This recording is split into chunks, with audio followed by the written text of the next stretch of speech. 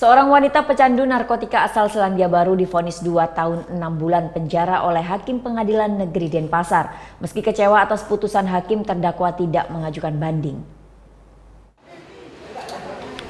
Myra Lane Williams menjalani sidang putusan kasus kepemilikan 0,43 gram sabu di Pengadilan Negeri Denpasar Kamis sore.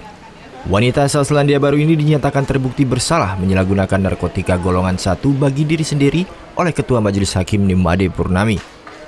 Perbuatan terdakwa melanggar pasal 127 ayat 1 Undang-Undang Nomor 35 Tahun 2009 tentang narkotika. Hakim pun menjatuhkan vonis 2 tahun 6 bulan penjara terhadap terdakwa. Putusan ini lebih ringan dari tuntutan jaksa, yakni 3 tahun penjara. Meski kecewa, terdakwa menerima putusan ini dan tidak akan mengajukan banding.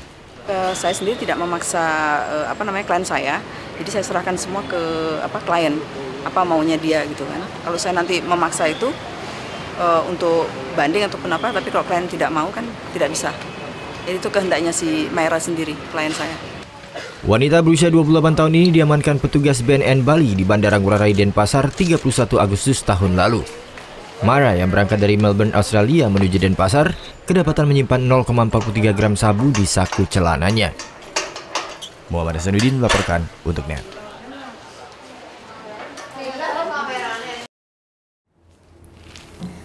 Udah selesai kan nontonnya? Nah, jadi jangan lupa buat like, komen, dan subscribe ya.